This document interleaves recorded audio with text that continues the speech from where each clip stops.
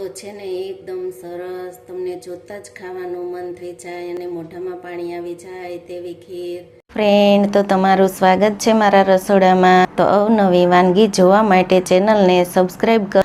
જો મારો વિડીયો ગમે તો વિડીયોને લાઈક કરો, શેર કરો, કમેન્ટ કરો. બાજુમાં રહેલ બેલ આઇકનને દબાવો, તેથી નોટિફિકેશન તમને રોજ મળતું રહે. આજે હું તમારી સાથે શેર કરીશ ખીરની રેસીપી. તો ચાલો શરૂ કરીએ રેસીપી.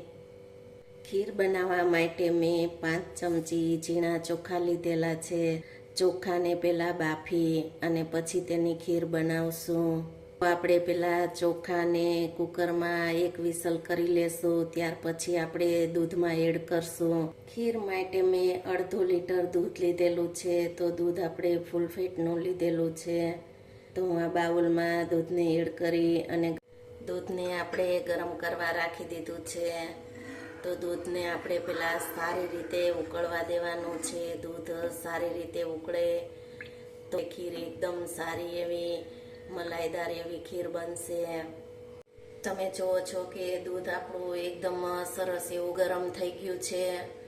તો આ રીતે આપણે તેને હલાવતા રહીશું અને 2 મિનિટ તેને હજી ઉકળવા દેશું, તેથી દૂધ આપણું એકદમ સારું ઘાટું થઈ જાય. ભાત આપણે બાફી લીધા છે. ભાત આપણા એકદમ સારા એવા બફાઈ ગયા છે. તો દાણો આ રીતનો મેશ થઈ જાય છે. જો ભાતને તમે બાફીને ખીર બનાવશો તો ખીર એકદમ સરસ એવી બનશે. ભાતને દૂધમાં એડ કરી દેશું. તમે જુઓ છો કે દૂધ એકદમ સારું એવું ઉકળી ગયું છે અને 2 મિનિટ થઈ ગઈ છે. તો આ રીતનો મલાઈનો ભાગ ઉપર થવા લાગ્યો છે. તો આપણે ભાતને તેમાં એડ કરી દેશું. તો આપણે આ બાફેલા ભાત છે તેને તેમાં એડ કરી દેશું. તો ખીરમાં આપણે 7 થી 8 દોરા કેસરના એડ કરશું. હવે તેને આપણે સારી રીતે હલાવતા રહીશું, જેથી કરીને આપણા ભાત છે તે એકદમ સારા મેશ થઈ જાય અને ખીર એકદમ સારી એવી બની જાય મલાઈદાર. આપણે આ 1 ચમચો ખાંડ એડ કરશું. તો આપણે ખાંડ એડ કરી દીધી છે. ખીર તમે જુઓ છો કે એકદમ સરસ એવી ઘાટી થવા લાગી છે. તમે જોઈ શકો છો કે ખીર આપણી એકદમ સરસ મલાઈદાર ખીર બની ગઈ છે. આપણે તેમાં 1 ચપટી જેટલો ઇલાયચી પાવડર એડ કરશું.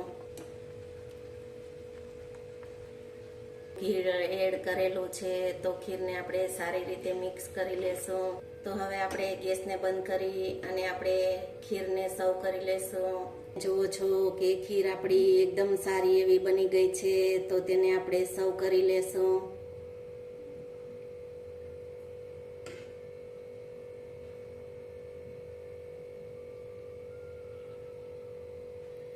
જો તમને ખીરની રેસીપી ગમે તો વિડીયોને લાઈક કરો, શેર કરો, કમેન્ટ કરો.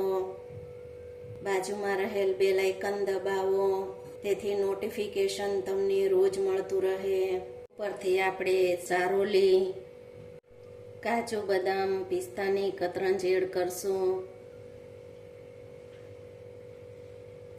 તો તમે જોઈ શકો છો કે આપણી મલાઈદાર ખીર એકદમ સારી એવી બની અને તૈયાર છે. તો આ રીતે ખીર બનાવશો તો એકદમ સારી એવી બનશે.